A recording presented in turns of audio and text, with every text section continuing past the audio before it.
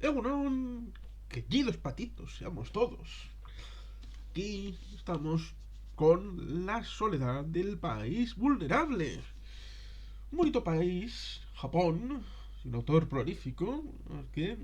ya habíamos tenido en este canal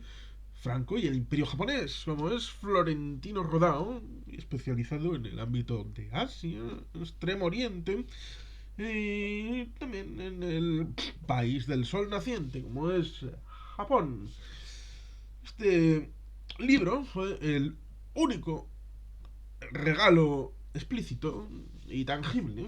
como fue en la Navidad del 2022, regalo de Olenchero. Y aquí tenemos pues la soledad del país vulnerable.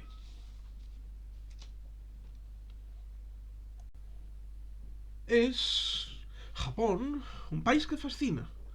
Un país que fascina por su historia y la primera parte del libro va sobre el hecho histórico desde el día 1-2 de septiembre del año 1945, cuando sobre las tablas del acorazado Missouri en la bahía de Tokio, ante los representantes del Imperio japonés y del general Douglas MacArthur, en nombre de las potencias aliadas, se asumía la rendición del Imperio japonés después de tantos años de conflicto y guerra en el Pacífico, después de la Segunda Guerra Sino-Japonesa, que se eh, sumó a la Segunda Guerra Mundial en el Pacífico después del ataque a Pearl Harbor el 7 de diciembre de 1941, el día de la infamia, como diría el presidente Franklin Delano Roosevelt. Sí, tenemos una circunstancia en la que previamente ha habido unos desencadenantes. Las circunstancias que rodearon el terremoto de Tokio de 1923, como lo relata, por ejemplo, en cierta manera, en el prólogo de Cuando el viento se levanta, la obra de Hayao Miyazaki, y en otras muchas obras de anime, manga y cinematográficas, además de novelas,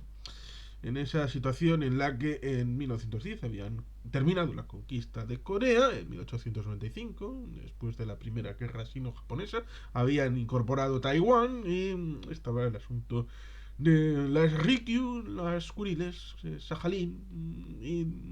demás familia. Y por supuesto, en el ámbito del Pacífico había unas islas que otrora fueron descubiertas por las Españas, después fueron vendidas o mal vendidas después de la consecuencia de la guerra hispano-estadounidense de 1898 al Imperio Alemán, y después de la Primera Guerra Mundial fueron cedidas o concedidas al Imperio japonés. Lo cual ciertamente ahí tenemos una realidad en la que, un poco como Italia,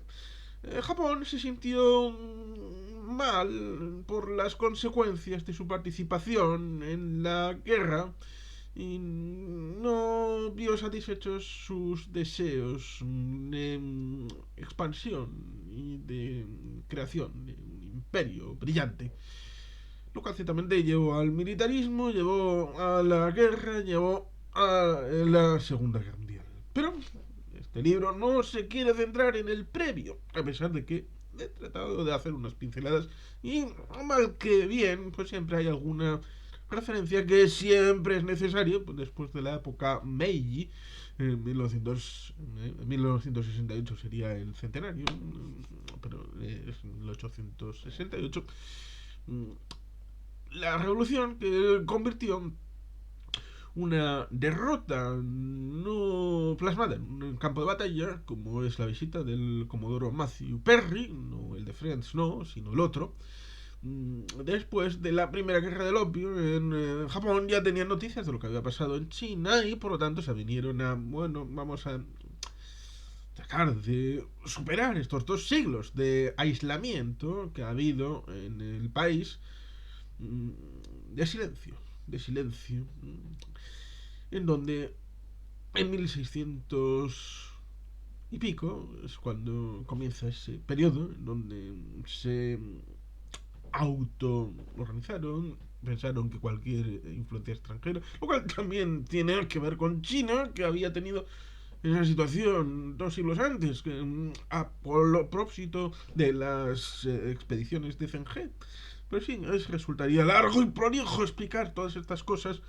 porque esa situación paradójica de una derrota que se asume y se abraza al derrotado, porque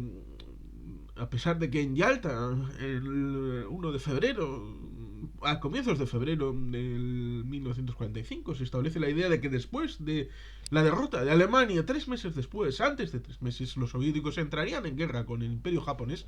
porque todavía no se tenía claro el arma nuclear, no se tenía claro la rendición inmediata que sucedería después del 6 y el 9 de Hiroshima y Nagasaki, y la amenaza de lanzar una tercera bomba, que no habría sido posible debido al arsenal de armas nucleares, sino hasta varios meses después. El 15, el imperio recibe, el 15 de agosto, recibe el mensaje de Hirohito para la rendición.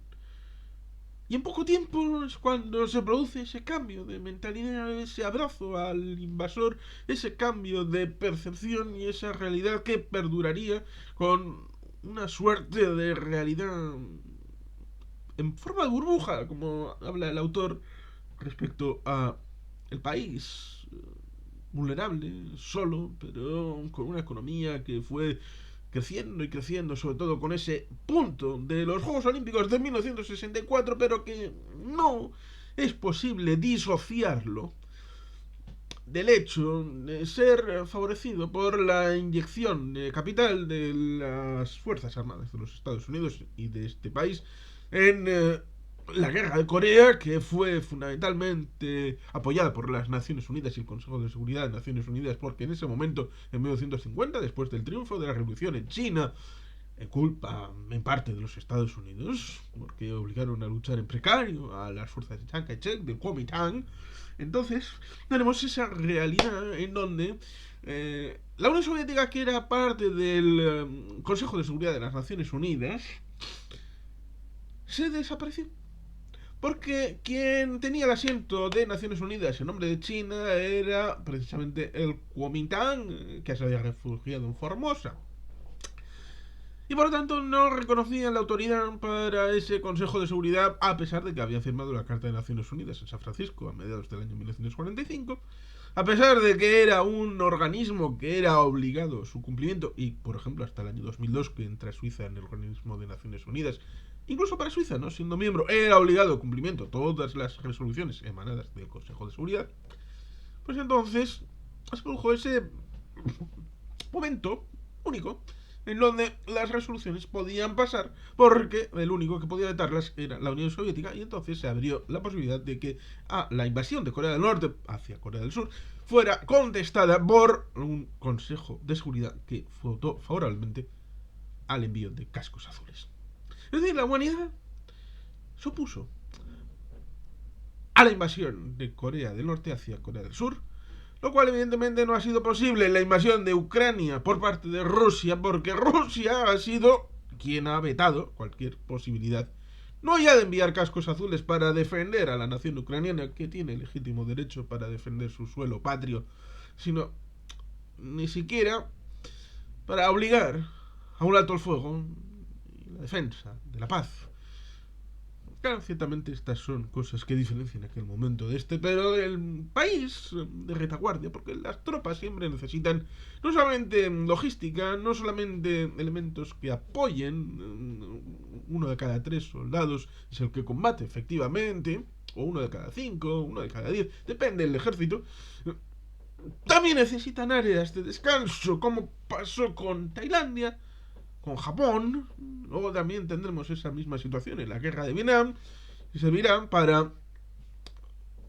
trabajar la logística, los suministros, ya sea armamento, ya sea alimentos,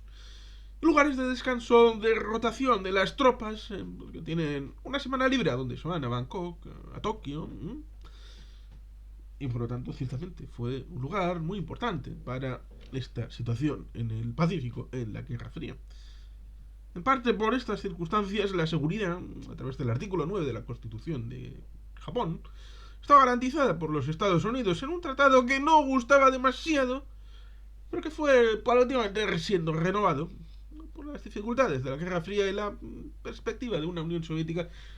que ha heredado ahora Rusia con la ausencia de un tratado de paz. No existe un tratado de paz entre Japón y lo que fue la Unión Soviética y lo que ahora es Rusia, porque las 4 Kuriles del sur estuvieron establecidas para el mantenimiento de su soberanía dentro del Imperio japonés, pero fueron ocupadas por la Unión de Repúblicas Socialistas Soviéticas y las mantiene actualmente Rusia. Hay quien dirá, y con cierta justificación, que le da lástima a la población rusa que vive allí, que ha hecho su vida en estos 60 años, 70, los que sean.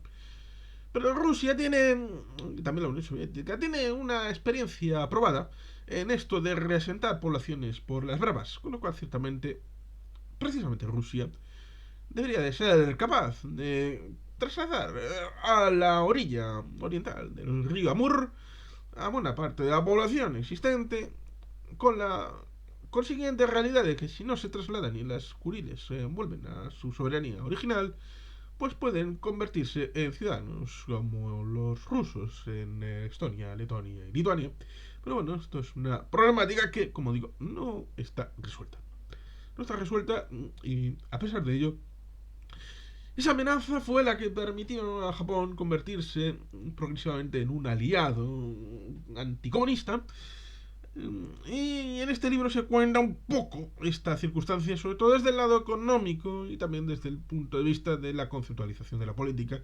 con la formación de partidos en la dieta japonesa, cámara alta, cámara baja, en establecer esa realidad respecto al parlamento, cómo se elegía, cómo se elige, la relación entre ejecutivo y legislativo, la realidad del imperio con el emperador, después de la destrucción, después de la era Meiji del shogunato. Ciertamente es una historia bien interesante. La situación de Hokkaido, Kyushu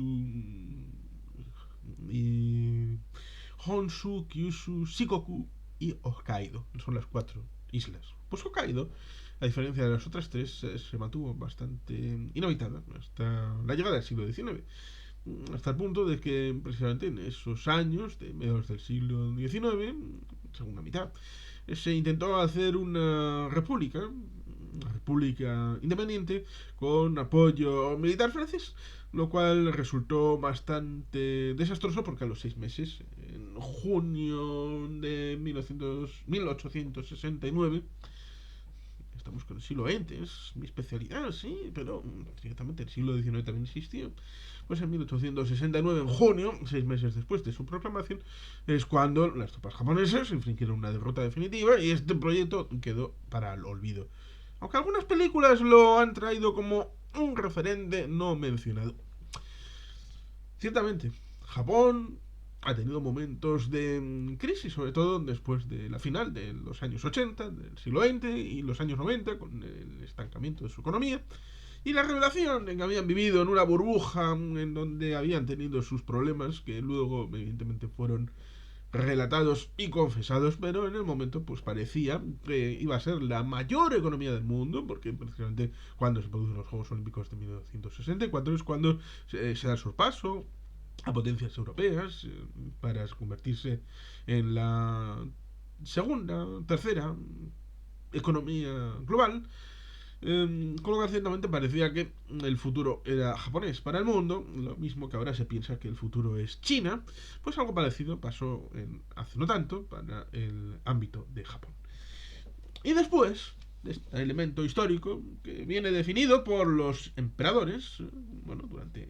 un montón de años, hasta 1989 estuvo el emperador Hirohito. Durante 30 años prácticamente ha estado su hijo Akihito.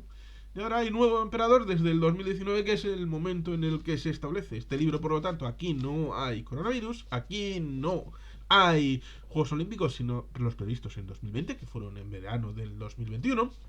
Aquí evidentemente no está la guerra de Ucrania y por lo tanto ciertamente es antes de todas estas dificultades. En la segunda parte, como digo, de la soledad del país vulnerable, pues evidentemente tienes una realidad respecto a la vida social, la vida cultural de este bonito país oriental, porque evidentemente después de los capítulos definidos como una derrota y una ocupación, 1945-1952, prosperidad en medio de la tensión, 1959-1989, y después las crisis simultáneas del cambio de siglo, 1989-2011. Se ponen elementos de cambio en 1945 y en 2011 como un elemento, el triple catastrófico momento para la historia de Japón, como son las crisis derivadas del terremoto, el tsunami y Fukushima. Lo mismo que también se recuerda el trágico terremoto de Kobe de 1995 y la situación favorablemente resuelta porque tuvieron suerte de la secta aquella que en 1996 atacó el metro de Tokio con gas sarín. Ciertamente después se hace un capítulo específico de Fukushima y la cultura del desastre, porque evidentemente Chile y Japón son los ojitos derechos de Dios a la hora de tener más terremotos que nadie y hacer la necesidad virtud para la construcción de edificios. Ciertamente, estabilidad y largo plazo, 2011-2019, aquí evidentemente no está incluido, como decíamos, cosas tan difíciles como el atrasamiento durante un año de los Juegos Olímpicos, que evidentemente tiene algo traumático porque no pudieron entrar aficionados a los eventos deportivos. Con lo cual, ciertamente, quedó muy deslucido, mucho deslucido, hasta el punto de que seguramente los madrileños que vieron cómo les birlaban los Juegos Olímpicos del año 2020, en aquellos tiempos en los que Madrid compitió 3 veces por tratar de organizarlos, vieron, tal vez con sardónica y malsana satisfacción, como no había sido tan malo no recibir los Juegos Olímpicos de 2020. Lo cual ciertamente en el momento fue una rabieta bien considerable. Ciertamente luego la cultura japonesa para el mundo, evidentemente la percepción que tiene uno de otro es algo que tiene bastante importancia. El hecho de cómo uno se autopercibe, cómo ve al otro, y por lo tanto ciertamente ahí deriva el hecho de la cultura, de la vida cotidiana, cómo se establece la realidad para fiestas, gastronomía, es decir, los elementos más propios de ya una guía de viajes, lo cual es curioso porque el libro establece la idea de que ya en el siglo XIX había un montón de gente en Japón que tenían guías de viaje y había una extensión del hecho de la lectura y la escritura que hacían que se conocieran bien su propio país mucho antes de que a finales del siglo XIX se proliferara entre las capas altas de los europeos el hecho de hacer viajes por placer, lo que fue el origen del turismo. En Japón eso ya estaba bastante desarrollado, lo cual ciertamente da una puntada respecto a la singularidad de este país oriental.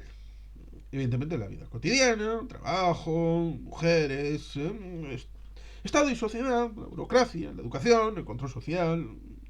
la sociedad. ¿eh? Nación e identidad, aquí un tema importante para los amantes de la geopolítica, como es el hecho de los territorios en disputa, que aún existentes hoy, sobre todo cuando tienes a una China enfrente que tiene lo de la línea de las 9 puntos, en la hora de tratar de conquistar todo el mar de la China meridional, como si fuera exclusivo de ellos. Es un poco como si Italia reclamara el Mediterráneo en su exclusividad. ¿Verdad que no sería aceptable? Pues evidentemente tenemos el hecho del Nihon Jinron, saber cómo son los japoneses, y el hecho de la memoria histórica, la guerra, el recuerdo, la memoria, la comparación con los alemanes, porque hubo un tratamiento distinto y una evolución completamente distinta respecto a la Segunda Guerra Mundial por parte de los japoneses y de los alemanes. Lo cual es curioso porque se olvidan los italianos, también a los rumanos, a los franceses, a los estadounidenses, a los británicos, bueno, los de un lado y de otro, como metabolizaron el paso del tiempo. Vida y muerte en Japón, religiones, suicidios, oportunidades para la gente mayor, la economía gris. Y evidentemente la conclusión respecto a la temeridad del Galápago, que es como se llama la reflexión final de este autor respecto a lo que quiere trasladarnos sobre Japón. Alguien que quiera conocer Japón en lengua castellana, pues para ver lo que pasó después de la Segunda Guerra Mundial hasta el momento presente, más o menos, uno puede hacerse una idea con libros como este, y por lo tanto ciertamente es bastante recomendable, y por eso lo he traído aquí, queridos patitos, que seamos todos aquí en este canal. Si pues, ¿qué más decir? Salvo, léalo. Y es que ricasco, agur bat, bete gelpean.